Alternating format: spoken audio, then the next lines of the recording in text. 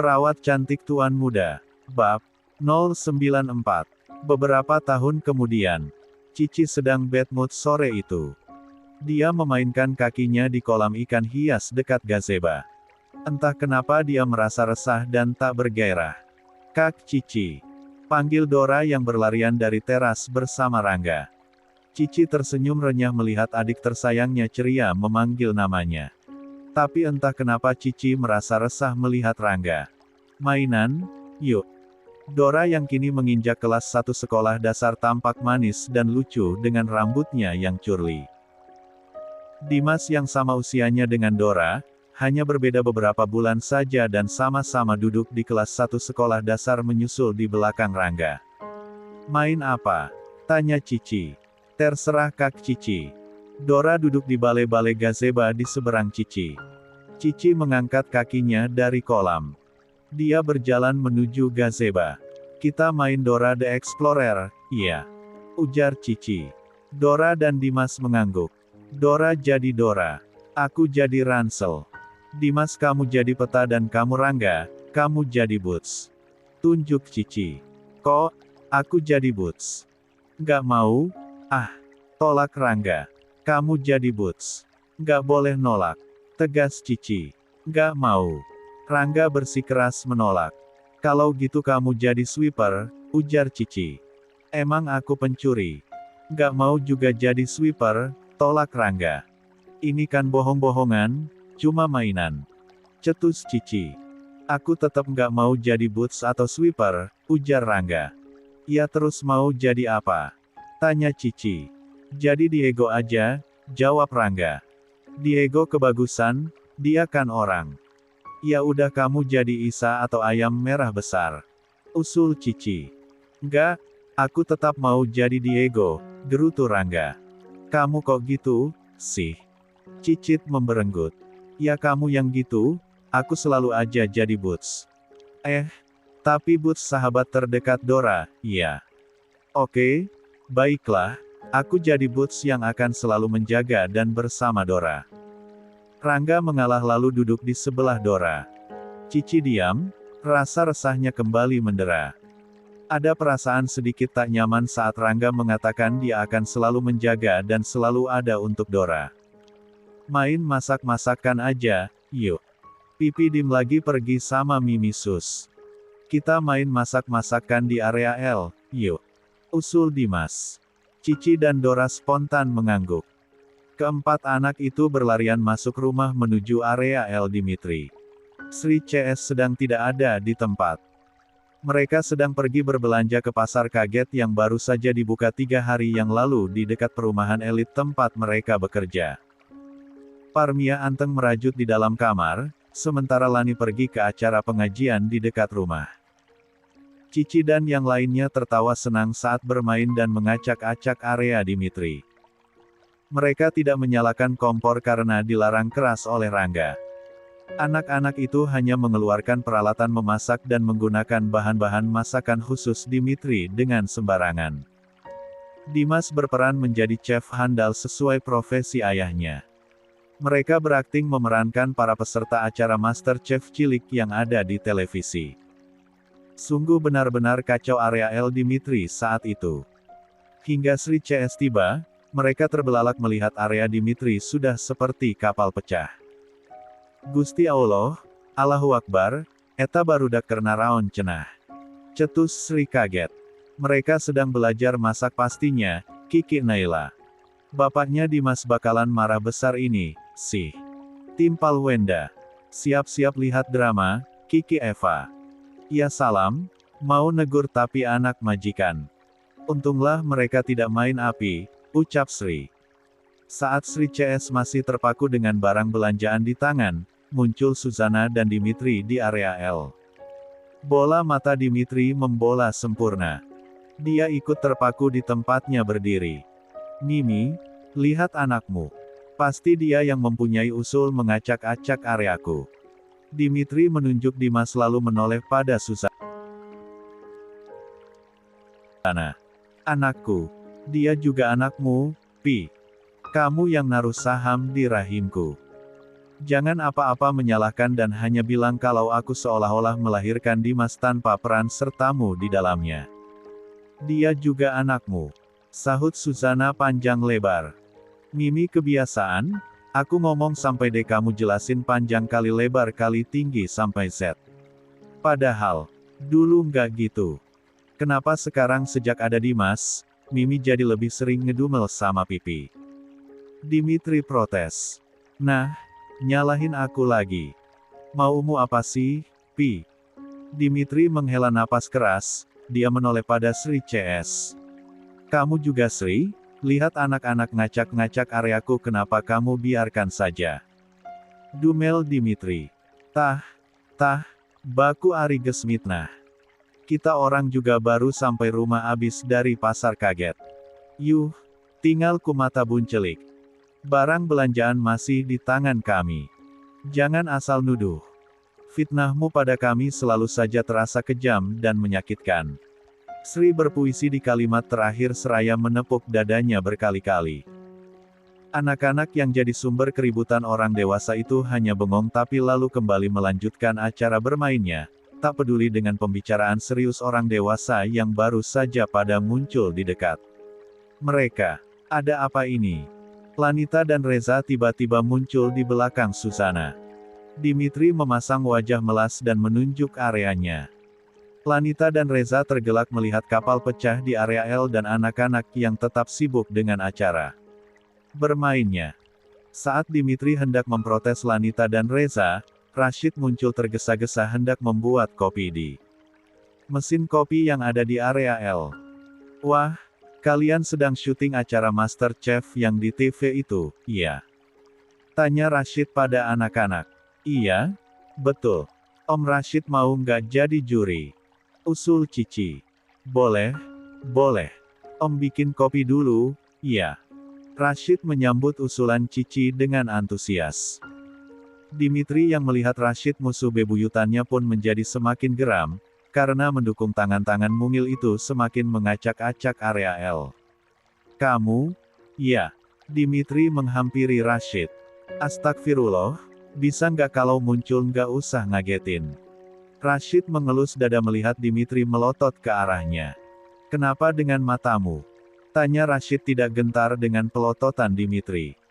Cepat buat kopinya dan kembali ke base camp. Heran? Di base camp juga ada mesin kopi, kenapa kau selalu saja bikin kopi di mesin kopiku? Dimitri benar-benar geram. Kenapa Pipi selalu saja marahin Om Rashid? Tukas Dimas. Kali ini anak-anak kembali menghentikan acara bermainnya. Mereka bilang, acara sedang dicut karena jeda iklan. Dimitri tersenyum pada Dimas, buah hatinya yang berambut ikal, berbadan gemoy dan bersuara nyaring. Pipi nggak marahin Om Rashid, Pipi sedang kasih tahu Om Rashid biar nggak nakal, sahut Dimitri. Dimas memiringkan kepala.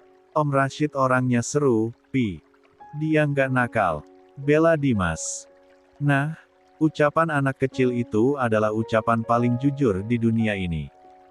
Dia merasakan ketulusan hati orang dewasa. Anakmu saja bisa merasakan aku adalah orang baik hati, tulus serta tampan, kenapa pipinya malah selalu saja ngajak perang? Ucap Rashid santai. Dimitri mencoba sabar, di depan anak-anak dia tak mau ribut dengan Rashid. Nggak bantuin Pipi lawan Rashid. Susana hanya mengedikkan bahu seraya berbalik meninggalkan area L. Ya Allah, sedih hati ini dicuekin istri. Tabahkan hatimu, Dim. Rashid menepuk-nepuk bahu Dimitri. Dimitri mengepalkan kedua tangannya. Ayo, anak-anak. Kapan Om Rashid mencicipi makanannya? Rashid mengalihkan perhatian pada anak-anak. Namun Dimas yang melihat Naila mengeluarkan makanan dari dalam kantong plastik segera mencolek Dora dan yang lainnya. Mbak Nai beli makanan pasar, pasti banyak macamnya dan rasanya ajaib-ajaib. Yuk, minta, yuk. Seru Dimas. Usul Dimas disambut dengan antusias oleh yang lainnya. Mereka berlarian ke area Kitchen Sri, meninggalkan begitu saja area L yang bentuknya sudah tidak keruan. Naila tersenyum dan menata makanan yang dia beli di meja makan. Naila selalu saja ingat anak-anak. Setiap dia berbelanja ke pasar, selalu menyempatkan membeli jajanan pasar yang tidak pernah ada di mall. Anak-anak malah menyukainya. Oke, aku pergi sesuai titahmu, Tuan Dimitri. Rashid melenggok berjalan menuju pintu samping membawa segelas kopi racikannya. Tinggallah Dimitri yang memelas melihat area L begitu berantakan. Lani dan Reza yang masih betah menikmati drama di pantry akhirnya berjalan menghampiri meja makan. Sri, kasihan Dimitri. Kalian bantu membereskan area L, ya. Perintah Lani pada Sri CS. Siap, Non. Sahut Sri. Nah, anak-anak. Kalian jangan makan makanan yang dibeli Mbak Nai dulu, ya. Bantu Mbak Sri membereskan bekas bermain kalian. Mama sudah mengajarkan untuk selalu membereskan apapun yang sudah kalian buat berantakan. Ayo. Lanita menggiring anak-anak kembali menuju area L sebelum menikmati jajanan pasar yang dibeli Naila. Anak-anak menurut dengan ucapan Lanita. Mereka sibuk dan cekatan membantu Sri dan yang lainnya membereskan area L. Akhirnya Dimitri bisa bernapas lega. Kegeraman hatinya seketika mereda. Marina dipapah Dokter Haris saat memasuki ruangan Reza. Dia sedang hamil 6 bulan. Reza mempersilakan kedua tamunya dengan ramah. Maaf kami kesini tidak membuat janji terlebih dulu. Istriku tiba-tiba saja memaksa ingin bertemu denganmu, ucap Dokter Haris. Reza mengangguk ramah. Saat Dokter Haris menghubunginya 40 menit yang lalu, Reza sebetulnya hendak pergi menemui beberapa klien penting tapi dia undur beberapa jam. Ada keperluan apa kau ingin menemuiku, Marina? Tanya Reza tenang. Jauh di lubuk hati Reza, dia bersyukur karena akhirnya sorot mata Marina yang dulu begitu terobsesi padanya kini sudah berganti dengan sorot mata persahabatan. Marina sudah meminta maaf telah berkali-kali mengacaukan hidup Reza. Reza tentu saja memaafkan Marina. Aku ngidam, sahut Marina. Reza dan Dokter Haris saling bertukar pandang. Ngidam? Kamu ngidam apa, sayang? Tanya Dokter Haris. Tapi janji kamu jangan marah, sahut Marina. Dokter Haris mengangguk. Kehamilan Marina bisa dibilang adalah buah program hamil yang mereka jalankan. 5 tahun mereka menunggu sang buah hati. Jadi apapun bentuk ngidam Marina saat hamil, Dokter Haris selalu mewujudkannya. Aku ingin sekali perutku dielus oleh Reza 9 kali lalu didoakan, ucap Marina. Reza sedikit terkejut, begitupun dengan Dokter Haris. Tapi dengan tangkas Dokter Haris meminta izin Reza untuk mengabulkan keinginan istrinya. Reza menggaruk alisnya. Tapi aku harus izin istriku dulu dan saat aku mengelus perutmu, istriku harus melihatnya. Reza mengajukan syarat. Marina mengangguk tidak keberatan. Maka Reza pun menelepon Lanita saat itu juga. Panggilan video Reza lumayan lama terhubung. Sedang apa, sayang? Cici sedang bingung. Bingung kenapa? Tanya Reza. Dia itu dapat haid pertama, jadi aku tadi menjelaskan dengan pelan dan hati-hati, karena dia menangis tak henti-henti melihat darahnya sendiri, sahut Lani. Oh, anak gadis pertamaku sudah balik rupanya. Seru Reza senang. Sudah selesai kasih arahan untuk Cici Oa. Sudah, aku hanya tinggal menenangkan dia saja. Cici masih di kamarnya dari sepulang sekolah tidak mau makan. Ada apa telepon aku, Pak? Tanya Lani memanggil Reza kini dengan panggilan Papa. Pakai dulu kerudungmu. Titah Reza. Lanita menurut apa kata Reza, dia segera memakai kerudungnya. Masya Allah, cantiknya istriku ini, bagaimana bisa aku berpaling darimu, sayang? Puji Reza mengagumi keindahan yang terpampang di layar ponsel. Ada apa? Ih, kamu sesantai itu yang ngegombalin istri dari kantor. Lani tersipu. Bagus dong aku ngegombalin istri sendiri daripada ngegombalin istri orang. Iya, kan? Lanita cemberut manja. Sayang, Kalau kamu hamil lagi terus aku ngidam ngelus perut hamil mamah muda yang lain gimana? Tanya Reza. Panggilan tiba-tiba diakhiri. Loh, panggilanku diakhiri, bagaimana ini? Kekeh Reza. Marina dan Dokter Haris tergelak. Anda bisa saja mencandai istri Anda, Tuan Reza. Haris pun ikut mengekeh. Iya, aku senang mencandainya, dia tipe pencemburu. Tapi aku senang dia pencemburu, tandanya dia sayang sekali padaku. Bukan begitu. Dokter Haris tersenyum, begitupun dengan Marina. Reza menghubungi Lanita lagi. Kenapa teleponnya diakhiri? Kamu lebih baik ngidam makan tahu bulat dan tahu gejrot abang-abang atau cireng buatan emak Anom atau seblak buatan mbak-mbak pinggir jalan deh daripada ngidam aneh-aneh begitu. Gerutu Lani. Reza tergelak melihat Lani cemberut.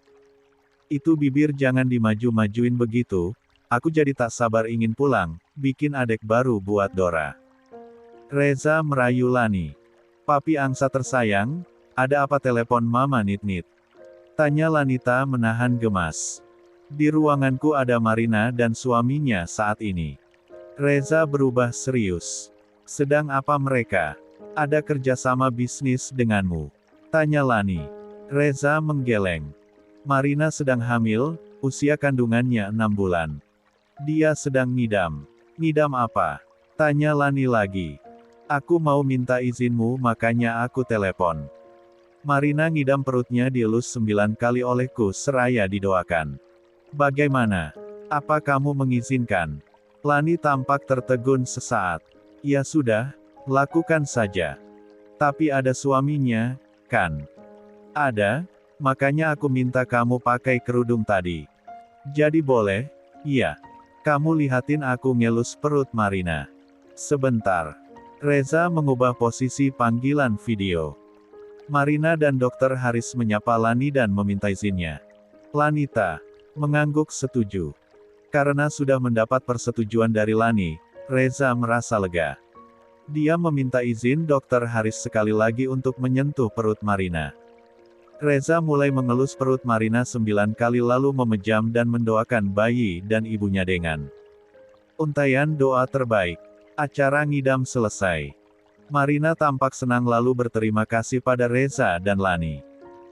Kedua suami, istri itu tidak lama berada di kantor Reza karena Reza harus segera keluar kantor dan Marina pun berganti ngidam ingin memborong makanan pinggir jalan saat itu juga. Dokter Haris begitu setia dan telaten mengurus Marina. Reza pun benar-benar lega melihat Marina kini yang benar-benar sudah bisa melupakan obsesinya pada dirinya. Cot. Rumah Reza. Cici masih saja tengkurap di kamarnya. Dia merasa aneh dengan menstruasi pertamanya. Aneh, takut dan gelisah menjadi satu padahal Lani sudah menjelaskan dengan panjang lebar sebelumnya. Terdengar ketukan pelan di pintu kamar. Masuk. Seru Cici. Rangga masuk dengan senyum menawan. Sebentar lagi Rangga akan menjadi siswa SMP. Dia tumbuh menjadi anak lelaki yang tinggi, tampan dan cerdas. Bahkan Lydia yang dulu merundungnya terang-terangan mendekati Rangga karena menyukainya. Kata mama kamu dapat tamu bulanan, iya? Tanya Rangga di sisi tempat tidur Cici. Sahut Cici merasa malu. Pantes dari kemarin kamu uring-uringan terus, ujar Rangga lagi. Apa hubungannya datang bulan sama uring-uringan? Tanya Cici masih tengkurap. Itu Pipi Dimitri suka protes sama Mimi Sus kalau Mimi Sus datang bulan, katanya pasti sering marah dan ngomel, jawab Rangga. Cici diam saja, mencoba menghubungkan penjelasan Lani dengan ucapan Rangga mengenai siklus bulanan pada wanita. Ini ya pembalutnya, Rangga tak sengaja melihat pembalut yang tergeletak di sisi tubuh Cici. Cici segera merebut lalu menyembunyikannya. Wajahnya merah karena malu. Sana, kamu keluar. Gerutu Cici dengan wajah kemerahan. Rangga meraih coklat dari saku celananya. Nih, buat kamu. Rangga meletakkan coklat batang kesukaan Cici. Kalau makan coklat, uring-uringannya pasti sembuh. Rangga membelai kepala Cici. Ada rasa nyaman yang menyelusup di relung hati Cici. Tapi dia bingung menerjemahkannya. Perasaan nyaman itu terasa lain dan berbeda.